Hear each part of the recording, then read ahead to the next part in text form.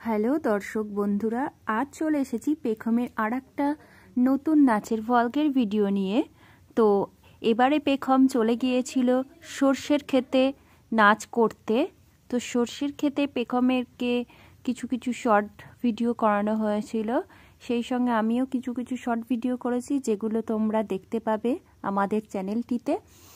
তো দেখো কত সুন্দর সর্ষের ক্ষেত। এখানটায় আমরা গিয়েছিলাম কৃষ্ণনগর, নদিয়া জেলার কৃষ্ণনগরে গিয়েছিলাম। তো কৃষ্ণনগরের একটা আমরা ইটভাটায় চলে গেছিলাম। ইটভাটাটাই দেখো চারিধারে কত সর্ষের ক্ষেত, সর্ষে আর সর্ষে, তার পাশেই ছিল জলঙ্গি নদী। তো এইখানে পেখম ডান্স করেছে, কিছু কিছু ডান্স ভিডিও করেছে এখানটায়, আমিও কিছু কিছু করেছি। ওর এখানে গিয়ে খুবই ভালো লেগেছিল সর্ষে ভুঁইতে গিয়ে, চারিধারে হলুদ হলুদ, সেই সঙ্গে ওকেও হলুদ শাড়ি লাল ব্লাউজ পরানো হয়েছিল। ও তো প্রচণ্ডই খুশি ছিল, কারণ এখানে ওর মামার বাড়ি, সেই জন্য ভীষণই খুশি।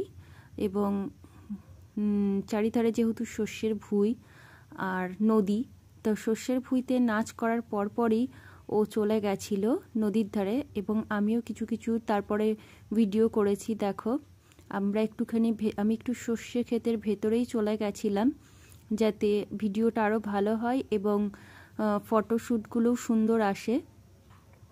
দেখো আমাদের চারিধারটা দেখানো হচ্ছে, এই যে জলঙ্গি নদীটা। আমরা নদীতেও কিছুটা ফটোশ্যুট করি। সেই সময় আমরা প্রায় 3টের দিকে গিয়েছিলাম ভিডিও করতে, একটু ফাঁকাই ছিল, সেই জন্য ভিডিওগুলো করতে আমাদের সুবিধা হয়েছে। কারণ বেশি ভিড় থাকলে পেখম অনেক সময় লজ্জা পেয়ে যায়। এরপরে আমরা একটু নদীর ধারটায় চলে আসি বেড়াতে। সেই সময় নদীর ধারটাও খুব সুন্দর লাগছিল, চারিধারটা। এই যে দেখো চারিধারটা খুব ভালো লাগছিল। পেখম এখানে গিয়েও 2-একটা ভিডিও করে, সেই ভিডিওগুলো খুব শীঘ্রই তোমাদের সামনে আসবে।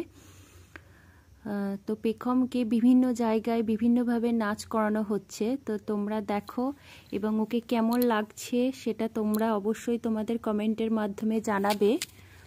তো পেখমের আর কি কি নাচ তোমরা দেখতে চাও অবশ্যই কমেন্ট করবে, এবং কমেন্টের মাধ্যমে জানাবে যে পেখমকে আর তোমরা কি কি রূপে বা কি কি নাচে দেখতে চাও।